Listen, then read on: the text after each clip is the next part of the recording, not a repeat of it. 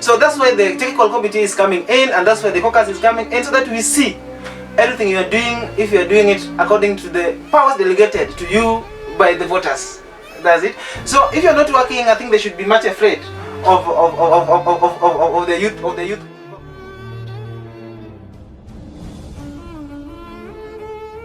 I'm going for a refresher course. They had to know which types of tools and the skills they had to impart to these youths. So it wasn't actually implemented well. With this CBC, it's going to be another big problem. So it would be good if this committee that the president made be considerate in implementing the 844 in a better way, from my own point of view. You'll be roasted because you have she's just laughing.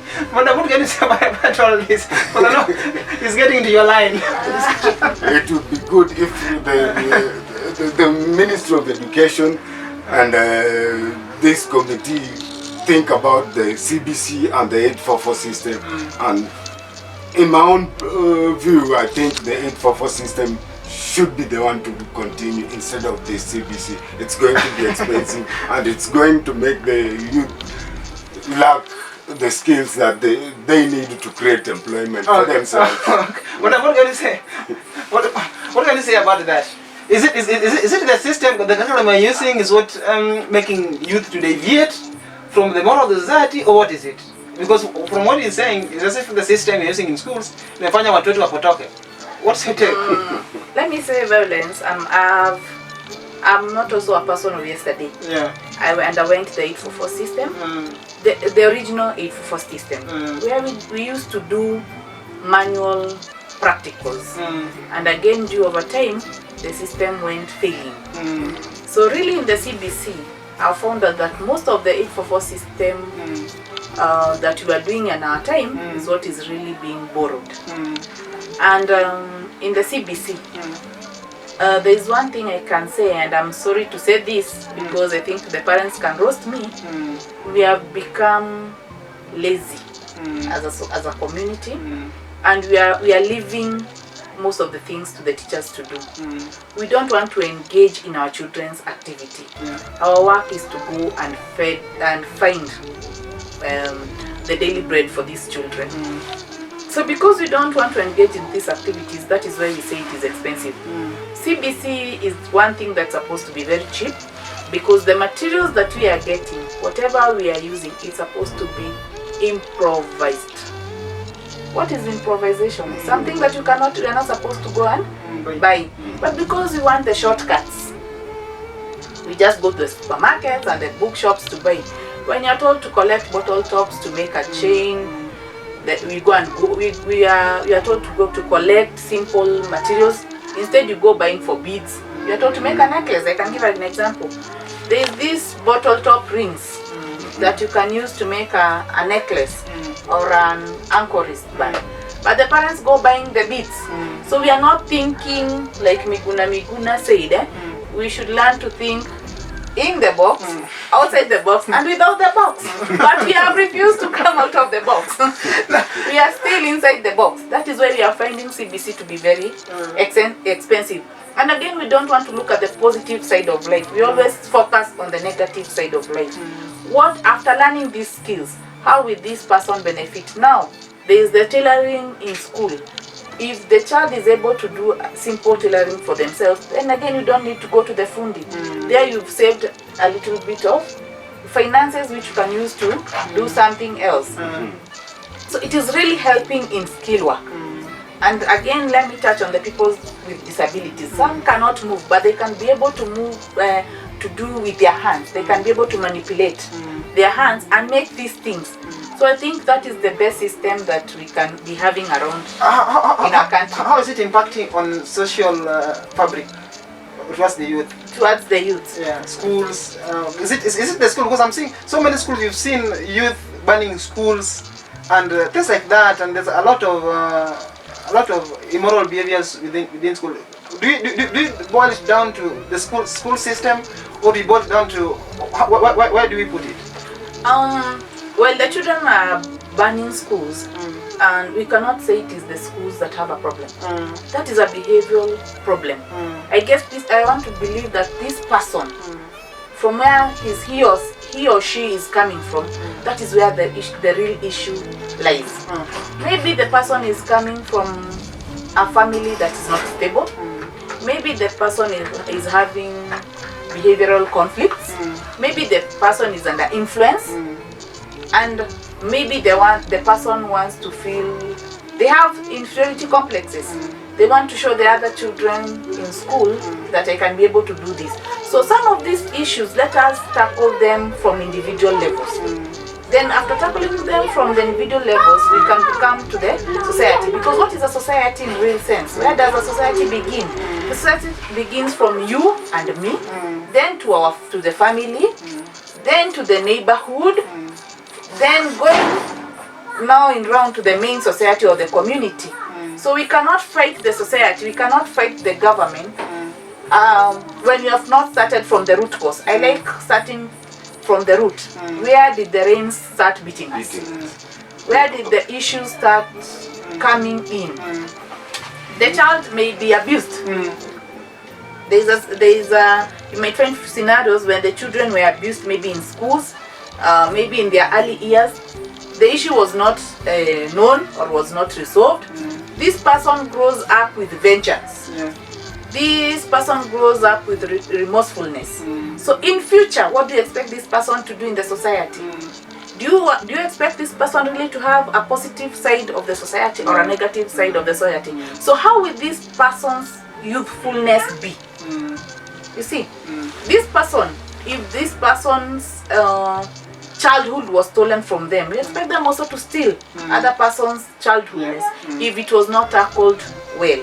So let us tackle the youth as a person, the youth as an individual, rather than branding them as a whole, and everybody has their own crisis. I can say there is a crisis. Yeah. So it's not the school, it's individuals. Ogada, you had something to say. Well, she said that it is behavioral behavioral conflict within the youth.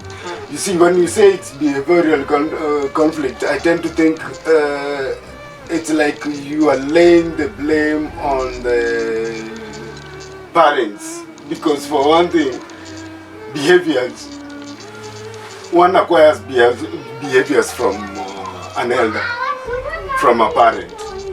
And if you say behavioral, it means this kid or the youth got this kind of behaviors from the parent. But the real issue here is about discipline. I tend to think the system is not according discipline to the youth. Because when I was in school, when we were in school those times, I think there was corporal punishment. When a child makes a mistake, the child had to be punished. But nowadays, since 2013, corporal punishment has been abolished in school. But you see, and at the same time, even the parent is not allowed to discipline the kid with a cane. So children tend to be, their behaviors becomes haywire, because So they my don't brother, have let me ask you they this. don't have a direction as to how they should behave and how they should be disciplined in life. Let me ask you this. Where does discipline start? I believe discipline should start from home. When the child is throwing the tantrums. Yeah. From the house now coming outside, what is the society within? What is the neighborhood within bringing out? I believe if you raise a child in let's say a Changaden, probably that child will be a brewer or the worst drunkard. Definitely. So I don't see where the school comes in there. If the parents are abusive at home, the child will tend to be abusive. If the father takes cigars and is an alcoholic. That is the way of life that this child will know. And in their youth, again, in their youthful life, that is the way they will tend to live. So, bringing them back to school, and that is where the parents are failing. They are leaving the discipline issues and what are the parental issues to the teachers to do, which you cannot be able to join the universities. Those who did not acquire the grades to join universities, they can do these manual jobs and earn a living, so that most of our children can stop idling around. For the MP, also work with the local government. Give our youths chances to do businesses. We don't want to tell you how you will charge them. We don't want to tell you how you'll get revenues from them, but ensure that our youths have the chances to do businesses and they can have their daily bread. Kamukunji is a home of talents. There are radio stations that have emerged from, and TV stations that have emerged from Kamukunji. There are presenters from Kina Mama Kayae down the line that have come from Kamukunji. There are musicians that have come from Kamukunji. But all these are not, they are footballers. I was about to forget, they are footballers. I have also played football, I can play football. Kamukunji is a home of talents. There is so much that our youths can do. There is so much they can learn from the elderly. And there is so much that can be brought out of Kamukunji. Apart from the buildings, the youth and the life matters. So Kamukunji is our home and Kamukunji is our business. That is my parting shot. Thank you. Yes, Mr. Gada, parting shot? It would be very, it is interesting. Our area MP and the MCS, they should be afraid from what she said that they be on their next. They should, the MCS and the area MP should understand that the technical committee consists of experts, especially those who are gunning for. They were gunning for being MCAs and MP, and they know of what has to be done. They are there to help us draft bills and help us push forward and push forward as a team, and also help us in campaigns to make the youth achieve what they seriously desire. What the MCAs and the area MP need to do is help our technical committee be able to advise the youth and so that the youth may know what to do, how to do it, and where to do it. They should not be afraid that the technical committee are their rivals, those who are during campaigns, but now we join hands and work together as a team to build our Kamukunji. We need this. We are needed here as much as this place needs us. We be together as a family. Thank you. In Kamukunji. Thank you. Thank you.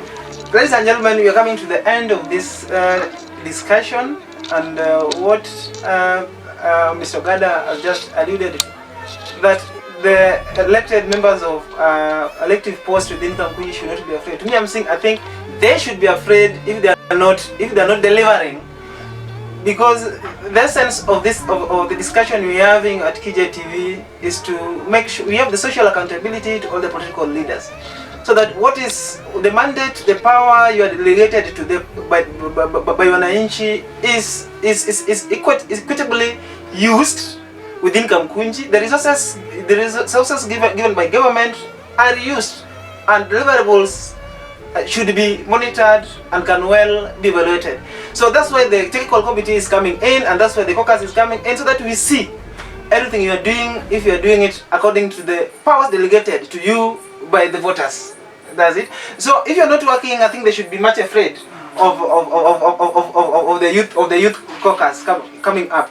So we'll be here every Monday from 3 to 10, from 3 to 4. every Monday, civic Mondays, so that we discuss any other thing within youth and about youth within Kamukunji, and again to direct